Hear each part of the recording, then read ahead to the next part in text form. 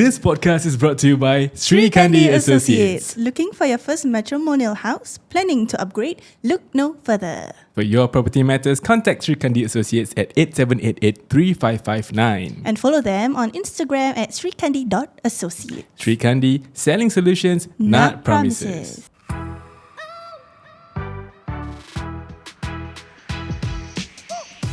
Hey, welcome back to another episode of OUTSIDEIN. Your go-to source for honest conversations about relationships and marriage. So if you are ready, let's go. Okay, hari Hello, ini everybody. kita semua berada dengan full force of Sri Kandi Associates. Yes, and also Alhamdulillah kita dapat upgrade kita punya set. Of course, thanks to them also lah. Sponsor lah. Thank you very much. Alhamdulillah. Yeah, so of course we managed to get all four of them. Kalau korang boleh tengok, nanti Farah will do the edit kan. Nampak semua muka lah. Tak payah kita nak duduk impit lagi ya. Selesa, lebih selesa. Alhamdulillah.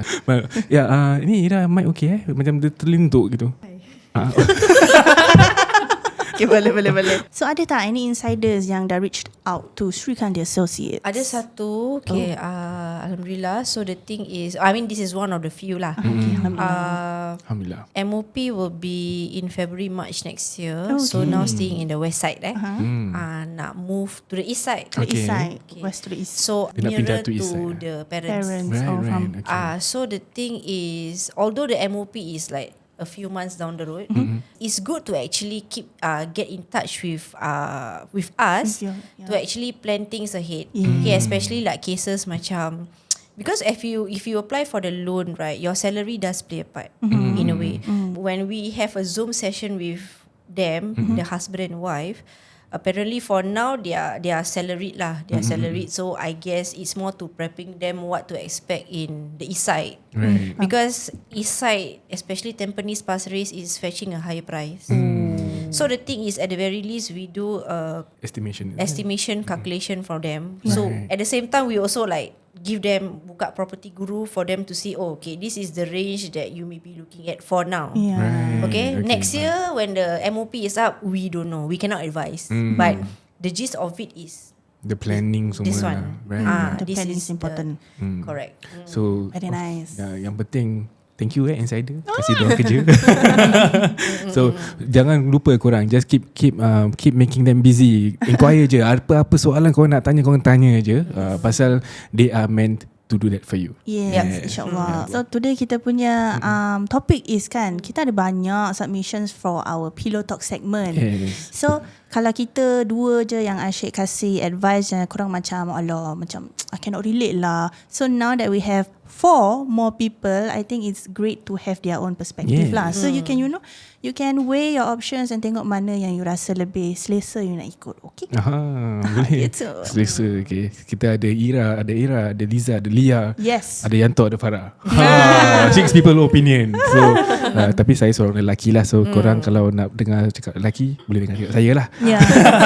you macam the rose among the thorns. No, thorn among the rose. Yeah. Terbalik. Okay, so kita mulakan kan dengan satu submission ni. Okay, pasal kita Pillow Talk kan, kita ada lagu, special lagu lah untuk Pillow Talk lah. Okay. I touching dia lagu ni lah. Tapi ni cerita sedih, sorry. Tukar lagu sedih. Oh, sedih. Okay, cerita ni ada sikit stress, and also at the same time I think it's something that I want. I need others to also chime in, not just ourselves lah. Okay, so I need to drop the story. Okay, dia punya nama yang dia submit, nama dia Help dengan sad face. Alamak. Dia minta pertolongan. Yes. Okay. Salam, please help me. My in-laws, both mother-in-law and sister-in-law, don't seem to be very fond of me. It could be the slightest remark I made, and it can make them break. Recently, my sister-in-law went on to even post about me on social media. I know it's meant for me because the post came right after our outing on that day. My marriage with my husband since then have been rocky. We stopped talking to each other unless required, mostly for our son's sake. I'm sad because I feel like I've been there for the family and never once said no when they needed help. I love them like my own family, even my sister-in-law. I always pray that my relationship will be better But I know they don't really like me anymore ever since they felt like I've been too ngada-ngada when I was pregnant. But wallahi, my pregnancy wasn't easy, and it wasn't easy to even be pregnant. So I was hoping they could understand me better. There was once I prayed, may Allah help this relationship. I don't know what to do. I miss being happy. I miss having my husband talking to me. I miss having fun with in-laws. What should I do? I'm done speaking up for myself. I ever tried talking to my in-laws. I even apologized to them. I tried everything, but it didn't make the relationship better.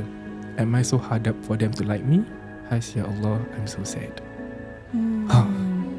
Oh, Sedih. dengar macam sedih Dengan lagu macam gini kan. Yeah. I tutuplah lagu dia. Stress lah. So Yeah. basically it's about the in-law punya side lah, yang macam tak boleh nak ngam dengan dia. Apa yang dia buat, diorang macam tak boleh terima. I feel like there are situations like that, people who are facing that kind of challenge. So first of all, you all okay tak dengan korang punya in-laws? In-law, mother-in-law, sister-in-law, brother-in-law? Alhamdulillah, okay. Alhamdulillah. Kalau tak okay kan takkan nak cakap.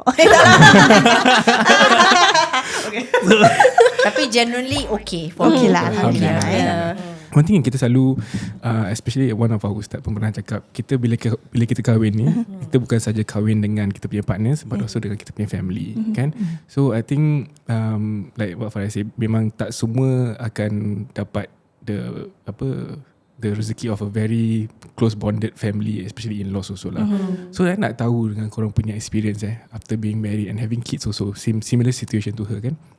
How do you maintain or rather start having a close relationship dengan your in-laws? Ada tips tak untuk kita anak-anak muda ni? Lagi and I think tak salah, one of our DMs juga ada tanya, I takut dengan my in-law pasal kita punya wavelength berlainan. This kind of thing. I don't know whether I can click with them. I don't know whether they can understand that I'm an introvert and things like that. So what are these differences yang korang boleh share with your experience with our listeners? I think one thing is you have to adapt. You know, even though your perangai lain, another person's perangai lain, the thing is you have to adapt. You know, and then you have to make things work lah. Yeah, because it's hard to make everyone like you. Just remember one thing lah. You have, if you think that you're alone, you're never alone. You always know that Allah is there to guide you. Yeah. So if they cannot change, you be the change. Break the cycle. I think I dengan Liza kan ada a similar mentality. I think even the previous punya episodes, bila I edit kan, I think betul Liza, betul. Yes, I think I macam sama wavelength. Okay, I also okay. think macam yes, the situation you cannot change much, especially kalau apa-apa yang you cuba pun dah ada party that macam tak boleh accept. So I think the best thing is for you to just adapt lah. Kalau you tak boleh ambil hati pun, you jangan buat dia nangis, jangan buat dia marah lah. Just macam be on a neutral ground. And just I think for me personally, I think I would just doa dekat Allah lah, yang cuma Allah je yang boleh berubahkan hati dia kan, lembutkan hati dia. So I feel like as long as I have my husband pun tak macam. Tapi masalah help ni, husband dia pun dah tak nak berbual dengan dia. Alamak, habis macam mana? Macam mana tu? Communication is key lah. I think she have to talk to the husband no matter what, because she only have the husband. You know, she marries the husband. You know, the husband is a pillar of support. Importantly, of course, the husband is stuck between the mother and the wife, right? Yeah. So he have to stand his ground. He must know who to side at the right time. Yeah, I think kalau in the situation my husband is still macam backing me up, I will feel still okay. But this lady, her situation macam dah tak boleh ngam dengan the in-laws, and then suami pun macam makin renggang lah. It's stressful lah. I think in that situation, pasal I feel that daripada segi perkahwinan bila seorang lelaki tu menikahi dengan seorang wanita, dia mengambil wanita tu keluar daripada family. In a way, that's generally how it goes kan. So we take her out. So bila for example, let's say lah, diorang satu rumah sendiri, husband and wife. So bila wife dia pula dah tak ada, it's supposed to cling on to the husband. Bila husband dah tak berbual, dia kan dah berseorangan kan. Kesian lah pula. Ya, dia ada anak lagi. Jadi kalau anak dia tak faham, nanti why mommy daddy don't want to talk? Dah lagi macam nak jawab kan. But I feel like maybe this is just a suggestion lah, because I feel like most families kan, bila you dengar, okay, for example you dengan your husband punya side macam tak boleh ngam, but after you have a kid kan, this anak macam boleh jadi pancing tau. Pancing? To want everyone together. Yeah, to resolve the situation. Not fix it, but at least macam the anak tu can be the middle person lah for you to connect with your mother-in-law ke sister-in-law ke. Yeah, but it sounds like from this message that the pregnancy was the start of the breakdown of the relationship between the wife and the in-laws kan. I think maybe adapting is an option, but there's a limit to adapting also lah. Right. Until when you want to give in. Because when you're pregnant, you have that. You are very sensitive. So you know, as the mother-in-law, she should also understand. I mean, she was once pregnant. Yeah. So, you know, the sensitivity level is heightened. Yeah, everything also will trigger you easily. So In fact, after you give birth, for 2 years, you are still not back to your normal self. For 2 years. Hormone-wise, Okay. So I mean, sounds like she just gave birth also. Yeah. So the hypersensitivity Hypersensitivity also will play a part lah. From the message initially macam okay, then something happen. So soalannya adalah, are they staying together? Dia tak diberitahu kan, either dia tinggal dengan in-laws ke ataupun dia tinggal semua dengan husband dia lah. Actually, if you were to ask me, Ketik ni pada pendapat I lah, you cannot have 2 queens in the house. So it's Heard that best a lot. you jangan tinggal sama-sama lah. Bukan pasal tak nak jaga tau, for the best of relationship.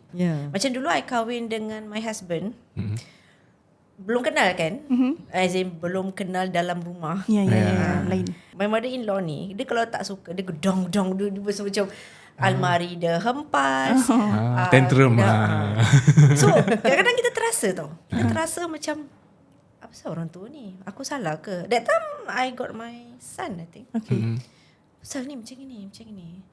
Tapi sampai sekarang dia masih hempas-hempas segalanya. That's her way of showing yang dia marah. Okay. Bukan marah dengan, kadang-kadang bukan marah dengan kita, marah dengan siapa. Kadang-kadang jangan cakap marah, macam gitulah dia. So it's just, one thing is maybe dia like that. Dia punya karakteristik dia macam kasar in a sense. Kasar. My mother-in-law is very nice but sometimes the way she talk, she macam suka terlepas. But kalau I dah kahwin dengan my husband dah lama. So the thing is just je lah. Mungkin kalau siapa baru kahwin in the family, mungkin dia akan ada terasa sikit, kenapa dia macam ni, natural lah. Natural. Tapi lama-lama dah Berbeza kan. kalau aku tak dengar gendang-gendang tu, memang tak natural lah, tak normal lah. Lain macam kenapa itu lagi macam tak normal. Yang biasa aku dah dengar, dia dah hempas segalanya, okay lah, tu dah So normal in a lah. way dia macam jadi kebiasaan. Macam okay, orang dia kena as a person, kita kena faham yang okay, seorang ni dia punya reaction dia macam gini. So kita dia memang macam tu. Jangan ambil hati sangat lah. Correct. Kadang-kadang bukan that sister-in-law, but kadang-kadang you get people yang memang mulut dia macam itu. Mulut leisure lah. Unless it's super toxic lah. Okay. Unless it's super toxic, because I do encounter friend, memang ada unfriend pula. Memang si dia ni ada perangai batu api sikit lah. Okay. Segalanya macam kakak ipar dia jahat, mak mentua dia jahat, anak Zara dia pun jahat. Saya cakap, semua jahat ke baik ke? Dalam hati I lah. Then finally I realise that actually she's the problem. That's why I cut away. So I'm not saying that in this situation dia salah, but sometimes we do have to do some self-reflection as well. Sabar diri lah. Correct. Is it that something that we do? Because satu hari kita ni akan tua macam mother-in-law dia juga. Okay. We'll go that stage one day lah. Yes. I always have this thinking. So kadang-kadang anak dia pun like her husband also tersepit. Okay, but maybe the husbands can see who is in the fault more. Okay. Because this is only a story. Ceritanya kita belum nampak. So sorry I'm not saying that this cerita dia jahat lah, but it's best to analyse the whole situation in a way, what went wrong, that kind of thing. If really tak boleh take it, go counselling. Professional kan? Professional, bukan Sri Kandi rumah je. Dia profesional rumah. Profesional rumah. Mungkin kalau dia belum ada rumah, mungkin boleh cari Sri Kandi, beli rumah, jadi tak ada gaduh correct. lagi. Kalau betul pun seek professional help kalau you feel that you can't take it. Pasal when I say professional help is really professional, the neutral party. Right. Jangan cari yang okay lah, if you want to rent out to your friends that's fine, but kadang-kadang kawan ni boleh jadi pencucuk rumah tangga runtuh. Dia backing sampai jadi lebih gaduh. Kau kena lawan mak. So, bias kau lah gini. kan. Correct, which is actually not good lah. You have to look at both sides of the story, you know, and analyze. Yeah, you have to understand this side and that side. Cannot Correct. just side this side. Sometimes Family therapist ke. Correct, because sometimes as a friend kita emotional tu. Macam backing member. ni best friend aku. Ni best friend aku nak kena backing dia. Walaupun tak banyak, mesti sikit. Takut kita ni jadi orang luar as a friend nak nasihatkan dia. Kita Makin, salah cakap tu. Ya, makin mengeruhkan so keadaan. for this lady, right, if you really cannot take it, because we are not in your situation pasti. So seek professional help lah. But she did mention during the pregnancy itself, it started to becoming worse lah. Yeah, macam Ira cakap tadi. Correct. Yeah, so I Started to think get worse. it's not easy on her lah, definitely. Yeah, she have to take it one at a time. But like Liza mentioned as well, is the communication with the husband as well. So dia kena in a way really sit down with the husband. Correct. Kenapa you tak nak berbual dengan I lagi pasal family you, tapi because we don't really know the details of her life kan. But I think the most important thing is kalau you rasa yang you dah renggang dengan husband you, that's where you really sit him down and say, I need to talk to you. Yeah, I think you have to take it. I'm speaking to this person lah. You have to take it step by step lah. Sekarang macam you rasa macam masalah you banyak sangat kan. But tackle the ones inside your marriage first. Yeah. So the first point of contact is your husband, right? Try to fix things with your husband first. And focus on that. Kadang-kadang ni pasal if maybe the husband is macam anak mak ke apa. That's why I don't know whether the husband kena cocok banyak ke. It's also not stress. Quite a very complicated situation when it comes, especially dengan in-laws. We talk about this before kan. Dengan in-laws mesti ada complication dia. Tapi in a way mungkin husband you dia tak belum nampak fully that you are in a suffering stage. So maybe you show him that I'm your wife, I rely on you, but I don't have my support from my husband. Let him know that you are in such a you feel as such, then let him understand your point of view. So kesian dia cakap we've stopped talking to each other unless required. Sedihnya. It's like everyone against her. That's the thing. It's not easy on her. So try lah sis yang nama help ni. Sis help. Kita doakan you sis help. Try your best to just bring your husband out. Sayang, I nak jumpa, I nak berbual dengan you lah. Kita makan aiskrim lah kat kedai aiskrim, kita berbual. Kan dah makan aiskrim, siapa dah malam-malam makan aiskrim kan? Makan aiskrim mesti happy apa. So pasal I think maybe I can get your experience also in terms of bila dah ada anak ni, is it natural tak conversation dengan your husband ni makin kurang? I pun nak tahu. Probably you might be busy and depends, like some people they will go out more often. Sometimes we bring the kids out, so it really depends on the family. Like some people prefer to go out with the family, like a big group lah. Like for her case, this lady looks like she go out in a big group. Not everybody does that. Some we all with our mini family. So depends on family to family. Yeah, I can say. Understand? Pasal kadang-kadang like she say berbual pasal anak aje. Kalau tak pasal anak tak berbual. So is it tapi tu danger. Should take a break from the kids, put them aside, even though you feel guilty for leaving them behind, but you have to have that quality time with your husband. Reconnect. Yes, that's the only time, because if not, you still have to continue dating after you have kids. I agree That's on that. very important. Yes. Yeah, so you have to make the effort. Yeah, I think like I said lah, you have to macam focus on what you can kind of fix at this point of time, which is your husband. Tinggal sama rumah, hari-hari tengok muka dia, ada anak bersama. So try to fix that. But sometimes it comes naturally when you are going on a date with your husband. You talk about the kids, you know. But so try to divert away lah. Just talk about each other, you know. Just like how you used to date. Importantly jangan sampai berlarutan. Pasal kalau berlarutan, I tell you, kalau you stretch it for too long, you wait for that problem to just you're waiting for the problem to go away. I tell you, nanti satu hari nak cakap balik as per normal susah tu. Right. Dah tak biasa. Yes. Correct. Dah tak biasa. Takut terjadinya aku dengan laki aku dulu main handphone. Right, okay. I mean I seek solace with my handphone rather than I seek solace with the person who is beside me, which is actually not right lah kot. I feel kalau sebelum kahwin boleh berdating, boleh jumpa each other. Tapi dah kahwin, the more you have time with each other, the more renggang pula jadinya. Correct. So macam dah opposite lah. Yeah. Tapi in a way also kita kena ingat yang apa, kita kat rumah ni dah sekemuka apa? Semuka. Sekemuka. Apalah benda semuka kan. Ya, betul. Dan the opportunity is there. Then bila anak you, let's say you ada anak, then selalunya bila anak dah tidur, anak kan muda, kalau muda dia tidur siang kan. And then next morning night anak tidur siang bila muda. Tak. Tak tidur. Lain. Mungkin lah lain. Kalau anak dia tak tidur, mainlah dengan anaknya. Paksa dia tidur. I mean, usually I think for my sister also, I ask her the other time, anak-anak dia tidur sebelum pukul 9. So after pukul 9, apa diorang buat? Nanti diorang main game sama-sama. Ataupun duduk, they catch up about their day. They make it a habit to ensure that they get in touch with each other, husband and wife. Pasal that's the only time they have. Pagi anak ni, anak tu, semua dah terlalu the time is taken up. But I think also all these things yang you cakap ni, it takes a lot of conscious effort. Yes. Right. Kalau kita macam ikut kita punya dah penat kan, of course you pergi kerja, layan anak, lepas tu by the end of the day dah penat, nak tidur je. Like don't talk to me, I just want to watch my TV and like recharge.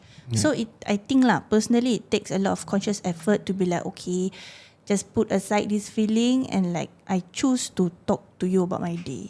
Right. Even though I dah macam half nak tertidur. Berbual melalui mata guling. We have to connect. Tengah ngantuk. Boleh. But for me, right, we reconnect by watching Netflix together at night, you know. Tu pun reconnect. You just don't touch the phone. You know, we just watch movie and we can just keep quiet. But at the same time, we will talk about the movie. Yeah, that's also part of reconnecting. You know, there's something besides, you know, technology and phone. You know. I mean, kalau you tahu your partner takut hantu kan, main cerita hantu, kata dia. Yes. That's also it works. You know, at least there's a physical touch among each other. You know, you still feel that you guys are like, you know, boyfriend girlfriend lah dulu. Still have to date, still have to flirt. Yes. Even Ustazah Syamim kata, you have to flirt with your husband, ladies. Kayak gitu. So that's the ni lah. I mean, for Sis Help ni, of course kita akan doakan you, InsyaAllah you reconcile dengan your husband. Try to talk to him. If you don't talk to you, try to force a conversation slowly lah. Not force lah, but I mean like gini. Always choose the right time. Don't speak when dia tengah marah lah. Marah tengah cool down, dah relax, then take that time lah. I setuju. Timing also is important. Timing and tone. The two T's. Two T's. Timing and tone. Okay, boleh so boleh Sis Help Boleh. We hope that we at least give you some insights, opinions lah, different opinions that you can weigh. InsyaAllah. Okay, kita move on to another story. Yes. Okay, you pula. Ni cerita sedih ke? Kita banyak submission cerita sedih lah. So kita kasih cerita sedih lah. Okay, go. Assalamualaikum. Jangan, nama dia siapa? Nama you lupa. Alamak, nama tak ada lah. Nama dia Anna. Boleh cakap Anna. Nama samaran kot. Okay. Assalamualaikum. I need your opinion on my story. Actually, my marriage nearly 5 years. Husband I ada habit, setiap kali marah atau gaduh, dia akan maki I. Dia pernah tipu I juga. Itu pun I pergi siasat sendiri. Berbual baik dengan I pun tak. Suara dia asyik tinggi je. Nak tegur I pun suara dia tinggi. Tak boleh dengar ikut kata. Tak boleh. Sorry. Salah. Sorry. Oh. Tak boleh kena tegur. Tak boleh kena tegur. Apa yang I buat semua salah. I kena dengar ikut kata dia. Saya nama je isteri, tapi tak macam isteri. Sebab semua nak kena dengar cakap dia. Banyak kali dia tipu saya, tetap saya bertahan kan rumah tangga saya. Tapi saya dah penat dengan maki hamun dia. Saya malu dengan family saya dapat suami macam gitu. Semua dah tahu dengan perangai-perangai suami saya. Dah 4 kali saya minta cerai. Tetapi perangai dia sama juga. Patutkah saya bertahan lagi rumah tangga saya? Itulah cerita dia. cerita Macam dia. Ustazah Syamim baru cakap juga kan, don't stay in an abusive relationship. You must stand up for yourself. Yeah, because there is this taboo what going on, like they will think macam kau isteri dahaka pasal tak boleh dengar, you know. Kata suami. Yeah, you all should listen lah to Ustazah Syamim punya ceramah. It's very good. It's relatable. Wow. Yeah. Maybe you can share a little bit more what she shared. I mean, she mentioned lah yang even though you're in this situation doesn't mean you're wrong for Asking for cerai. yes, correct. Because you're in an abusive. Because even the Prophet dah cakap don't do this way apa. Yeah, so Have to protect yourself. Correct. Also. Love yourself. yes. I think there's a misconception amongst our community that for women who ask for divorce, it's wrong. Pasal the idea is perempuan kalau minta cerai straight to neraka. Yeah, That there is this Kan? exactly that. Yes. Some people think that if the woman is the one yang minta cerai, is dosa. But it's not dosa. Dosa means we cannot do it. But even during Rasulullah's time, there was this sahabat Rasulullah named Sabit. His wife came to Rasulullah and said that my husband is a nice man. He's a good man, but I don't want to live with him. Oh. I cannot live with him. I cannot be his wife. So all Rasulullah said is that he turned to his friend and he said, "What was your mahar?" Then she said that he gave me a plot of land. So all he said to the friend was, take back that plot of land and let her go. He never said, no, you must stay with the husband. You must, lion your husband and all that, and you must stick with it. But that's not true. Yeah. That's a misconception that we have. I mean, we are not advocating for divorce, but there is a reason why divorce exists. Okay. It is an option for you kalau you dalam situation yang macam gini lah. It's you are not in a safe environment for yourself or for your kids. Yeah. So in those kind of situations, you have to choose yourself lah. Memang I think kalau kita duduk sini cakap macam senang lah. But Yep. Lagipun I think the fact that dia kata yang dia pernah nak cuba dia pernah nak tegur pun dia kena maki juga. So that means in a way this lelaki punya cara Anger issues. He has anger issues. Dia tak bertapis bila berbual dengan orang yang kesayangan. Dia punya orang is very crude lah in a sense. Dia minta cerai 4 kali. Dia kata dia minta cerai 4 kali. Asal okay, sorry tapi isn't it better for her to go to Sharia straight? Mungkin dia tak tahu kot. takut. Okay lah, like what you said, we are not advocating For divorce. cerai, yeah. But she have to ask herself, by the way she said 4 kali, does she really want the divorce or not? Because if you really don't want it, kan straight away kau pergi Sharia. Because she said dia minta cerai 4 kali, but the husband doesn't change. So is it just a way to get the husband to wake up? Yes. Or dia betul-betul I nak tell cerai? you, you will never wake up. Right. So kadang-kadang nak kena Make the first move. untuk perempuan. Woman empowerment. I mean sama juga. I think I also we are not advocates for divorce, but we are advocates for healthy marriages. Yes. Correct. So from apa yang I baca ni, memang marriage dia tak healthy langsung. Maki-maki ni semua is no good. Cannot lah. Cakap I yang terlepas maki dia sekali je I terlepas 3-4 tahun lalu. Sampai sekarang I ingat. Sampai sekarang I tak suka that action tau, yang terlepas cakap tu kan. Nangis. Nangis. Cuba tangis. Suka. Pasal at the end of the day, you must remember.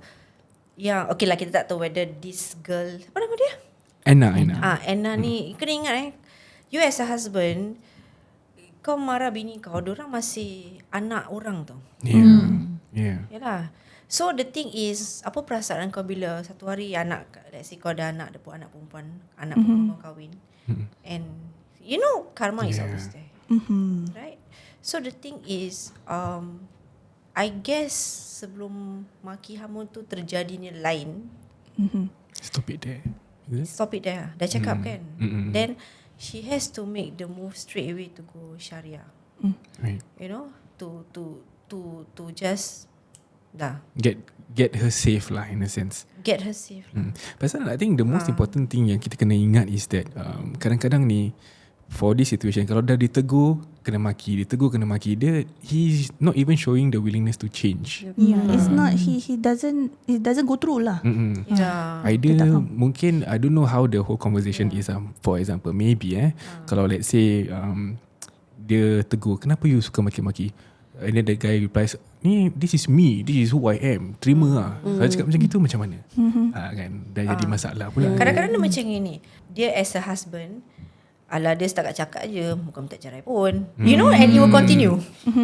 You faham tak macam alah macam alah setakat ni aje minta cerai. Nanti besok aku dengar sama lagi. Dia takkan buat apa-apa punya. Tapi tiba-tiba like you really suddenly become so bold. Mesti terkejut.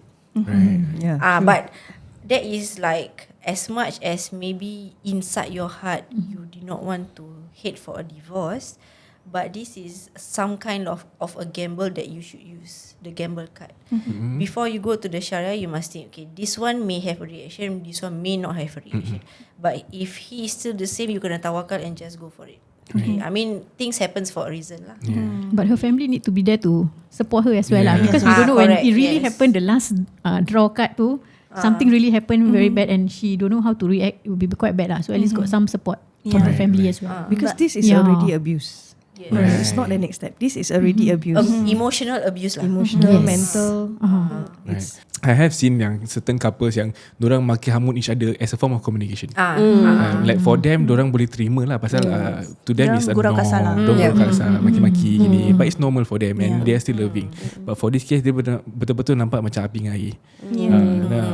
Apalagi it's hurting the lady lah. So in a way mungkin bila dorang time dating dia tak nampak lah suami dia macam gini. Bila dah kahwin pula nanti tiba-tiba semua dia maki-maki. But at the same time also I think I need to also encourage, and now so mungkin also there is certain, I think we talk about it early on about introspection. Reflection. So mungkin kita tengok juga. I punya word bank ini macam messy sikit. So kita reflect juga, kita tengok diri sendiri, like you try to see adakah punca kenapa dia macam gini, ataupun memang dia macam gini daripada dulu, ataupun dia berubah jadi seorang yang maki hamun, jadi yang kasar. So kalau mungkin there is a certain change attributed, because we mentioned before kan, there's always a change, when there's an action there's always a reaction. So apakah sebab dia berubah, ataupun you dah tahu dia punya orang macam gini, tapi you kahwin dia juga hoping that he will change. If that is the case, then memang susah lah untuk orang berubah. Okay, I think I know what you are talking about. Maybe, correct me if I'm wrong, but I think maybe bila you pun berbual, you pun naik-naikkan suara, you macam attack marah-marah dia, maybe that's why dia maki balik. Maybe. Is that what you're trying to say? Yeah. In a way also lah. Pasal not trying to cite him ke apa, because I do not agree with like yang Dayus. I'm never on that. But kita pun kena ingat juga, this it takes two hands to clap. Tapi nak jadi seksis boleh? Boleh, I don't silakan. think that's the situation. Is it? Yeah. Dia dah 4 kali minta cerai. I mean okay, I rasa macam inilah senang cakap, tak orang tak kita. When we are in that situation, kadang-kadang kita macam lost tau. Macam I was like I was hoping dia tak nak ceraikan I, but at the same time I cannot stay in this relationship. You know that kind of thing. Very hard. Tapi if she gets out of the relationship and another friend kena the same thing, she would advise the same like all of us would advise. You know, so she needs to, actually I feel she needs to talk to someone lah. Also professional jugalah. Professional, or maybe tak payah professional, maybe rent out dulu. Macam kadang-kadang kesian tengok, macam you know, kadang-kadang you tak tahu dorang bilang-bilang orang, sometimes you need to rent out, you know. Nanti lagi makin makan dalam. So lagi dah macam gini, asyik kena maki. Aku cakap, okay. Now I nak tanya, you all ada anak perempuan kan? Siapa anak perempuan? Anak perempuan. Oh, kan? Semua ada anak perempuan. Yes. One day, let's say lah, kita kasih situation Anna ni is your anak perempuan. Dia datang kat you satu hari. My husband selalu maki-maki I. Dia tak pukul, tapi dia maki-maki I. Apa? My husband gonna kill you. Your father-in-law is gonna kill you. All of us gonna kill you. Exactly. So no lah, I think realistically speaking, if that were to happen, first is to call them over to talk lah. Kenapa you maki anak I? Yeah, as in what happened? When did it start? Is it before the marriage or after the marriage? I mean, again, this is one side of the story, and it's just a snippet of the whole story. So it's hard to really give advice, but based on this snippet and that 4 kali minta cerai, then It says a Because lot. this is based on her story. We haven't listened the husband's side of the story. Yeah, so it's best for both parties to sit down and have a discussion. Yeah. But probably both sides of the parents, to be fair. Yeah. Yep. Oh, yeah, to discuss. Yeah. Tapi I can foresee a huge drama lah. Tapi unfolding. kadang-kadang bila husband dia gini, kadang-kadang it's from the family. Yeah. Dia daripada Dia belajar is, cara dia belajar daripada cara perbualan Bapak dia mak treat bapak. dia. bapak dia berbual. Mungkin lah bapak dia pun dah biasa buat mak dia macam itu, and nobody tegur that is wrong. Dia It has become a norm lah. Yeah. correct. Then pada dia tak salah. Pasal kau tak kahwin sama spesies dengan kau. Kadang-kadang orang punya cara hidup lain apa. Yeah. So maybe to him maybe it's Normal lah. aku marah kau is normal. Pasal mak apa aku pun buat, bapak aku pun buat, you know. Faham. So pada dia tak salah. Maybe I would say you have to touch based on that lah. You have, maybe you can start off by telling him it's not right. In a way, because you nak cakap macam ini kan, kalau macam ini dia ada anak perempuan, padahal orang lain buat anak perempuan dia buat tak salah apa. Betul juga. Betul. You get what I'm trying to say? Or how would he feel if somebody treats the daughter that way? Must question him back. Yeah. You know? But there are some men who feel like it's okay. Yeah, That is the way of life. yes, betul. That's why kita kena break the cycle. Betul, break the cycle. Pasal if I were to have a daughter, tak boleh lah. Alhamdulillah min zalik, tak nak. Pasal Jauhilah. I believe your upbringing is not like that. I hope so. InsyaAllah. So I mean your upbringing is not like that. So the thing is, pada kita kalau dah kena kat anak perempuan kita is wrong in all levels. Yeah. Tapi if the upbringing is like that, pada dia is It's a normal thing. okay lah. Mungkin you will be surprised. You won't be surprised that kadang-kadang itu anak dia, tapi dia bagi menantu dia. You Yes. Dia akan There pusing is- balik kat anak dia, cakap kau tak layan lelaki kau dengan betul. yes, it does. Pasal It kau have. lah lelaki kau makin kau. Ada macam itu. Macam Kau Jufri yang lah. buat salah. Mak dia. Tapi dia tu mak dia main dengan dia. Ya. Tapi I pernah lah dengar cakap kan, Allah, I've seen the similar situation case. I don't know whether I saw it in the drama ataupun I saw it with a friend ataupun tapi pernah nampak lah. That's why kadang-kadang anak perempuan kita kalau nak kahwin dengan siapa thorough investigation is important. Yes. Important. Pasal the first time I nak date dengan dia, pertama kali I keluar dengan dia, pertama kali tu I jumpa mak dia juga. Kalau mak dia punya level tak lepas kan, mungkin tak jadilah kan. Yeah. So, That's why I also I think I a bit different. No lah, not different. I just have a lot of self-awareness that in a partner there's some things that is a no-go, and macam rude and kasar and all these things is not in my list lah. So in that way I dapat lah yang hati ada tamat. Alhamdulillah. Alhamdulillah.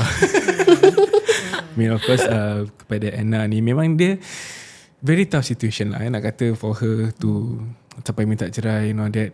Perhaps like once again I want to repeat, we are not advocates for divorce, but we are advocates for healthy marriages and healthier relationships. Correct. So Anna, the first thing you should do is of course you seek help. You don't just tanam diri and then aku minta cerai tapi laki aku tak nak.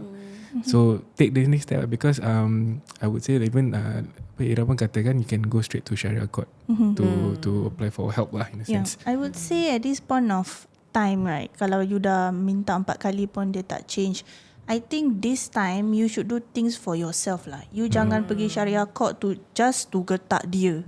Like it's not about him anymore. Do things for yourself lah. Kalau you betul-betul dah want out of this relationship, you feel like it's not a safe environment for you, then really Protect yourself. choose yourself. Don't sleep in fear. Because you're sleeping beside someone you are fearful of. Then how are you gonna face your day every day? Because your solace is your husband, right? Supposed to be. And you marry untuk selamanya tau. Bukan bangsa Ini, BFF. lagipun dia kata baru 5 tahun dah macam gini. Bukan bangsa BFF, sekali-sekala jumpa. you seek solace in your husband, but if the solace that you are seeking with is giving you so much problem, macam mana kau nak find peace in the future? Yes. Dia macam kan you all tahu kan, in a marriage supposed to have sakinah, mawaddah warahmah, tranquility. Yes. So if that 3 core things is the opposite, hari-hari you dengar maki-maki and you feel like it's affecting you, then it's not a healthy marriage for you lah. Yeah. Lagipun mungkin lah, even one of our guests yang kita pernah interview pun dia katakan bila kita kahwin ni belum tentu dia jodoh you. Betul. So mungkin lah this is your cabaran dunia untuk menunjuk you yang dia bukan jodoh you lah. Ya, pasal kalau dah sayang takkan nak maki. Simple. Walaupun kasar mana seorang lelaki tu pun, kalau dia dah sayang, hati kan nak maki. Even though I semara macam mana pun, I tak macam banyak pun macam gitu je. mungkin kalau dia macam I effing love you ke, aggressive love lah, sikit lah. Tapi ni kalau dah marah sikit sikit tegur, I would say mungkin dia bukan jodoh you lah, Anna. So you need to save yourself. Hopefully belum ada anak lagi. InsyaAllah belum ada anak lagi. Kalau dah ada anak, then of course you get more complicated a bit. Tapi we protect our women. They always say the first 5 years, right, you will have cabaran dalam perkahwinan. It's the make or break stage. Because you guys are still new, still learning about each other. Betul. Even though maybe you guys dated for very long, but when once you're in the same house, then you will know your true self. Dalam perkahwinan kan berbeza. Tapi bagus kita macam satu kata tadi bila Pak Yu cakap apa? Nasib baik kalau belum ada anak is gonna get worse. Which is good because I know some people they want to have the child to tie the man. Kadang-kadang dia kata bila dah ada anak hopefully dia berubah ataupun or can soften the heart. No, And then it's dia worse. dia akan berpanjangan, kita tak boleh cerai pasal ada anak. Nak kena fikir pasal anak, tak boleh cerai. But they don't realise that the environment that the kids are growing up in is very volatile. Toxic already. Dah nanti susah pula nanti. Nanti dah kalau let's say dah ada anak, susah nak cerai, tak payah cerai pasal anak. I will do this. Nanti macam tadi the previous story kan, dia berbual pasal anak aja. Then nanti relationship dia dah pasal anak, and then you accept the abuse just because you want to be there for the anak. And then the cycle will continue lah, because the anak will see this is how a marriage is. Dah susah. So Anna, please seek help, Anna. Yes. We hope you dengar this episode lah, and maybe you boleh dapat fikir-fikirkan lah. Okay, maybe take whatever we say with a grain of salt, and then you buat keputusan untuk diri you. Okay, but most of all you have to choose yourself, love yourself. Because the way you love yourself, you will find someone that will love you more, insyaAllah. Okay. Alright. Don't settle for less. So thank you guys for all the submission. Lagi banyak lagi, tapi there only time for 2 for today. Thank you to the ladies of Sri Kandi Associates for giving your opinions and 2 cents as well. Kita dapat a lot more perspective this time. I like it. A lot of different angles, a lot of angles. A lot of bouncy. So that means they DM you directly. Kita ada satu segmen Google Sheet. So they can actually submit their stories anonymously. Then we will rungkaikan lah. Tapi dia punya cerita banyak yang deep Macam inilah. macam menyenyak hati. I think about 90% semua sedih-sedih. So kita pun kalau kita asyik berbual, kita pun makin sedih. There's a lot of people suffering in silence. I feel like this segment macam ruang untuk diorang luahkan perasaan.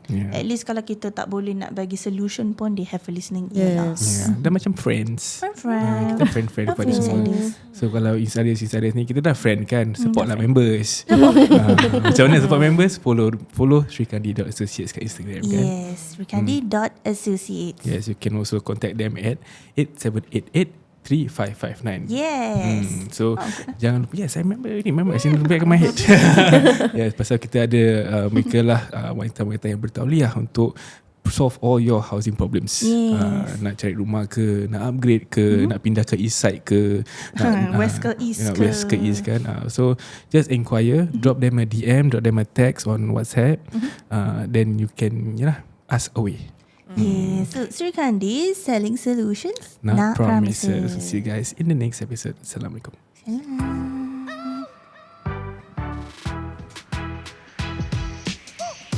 We've come to the end of another episode of Outside In. If you like what you hear, please follow us on all our socials, TikTok, Instagram, Spotify and YouTube. Share it with all of our friends and family members, and don't forget to follow Sri Kandi Associates. Yes. And then inshallah they will be blessed with all the help in the world. Inshallah. Inshallah. Okay, we'll see you guys next time. Bye-bye. Assalamualaikum.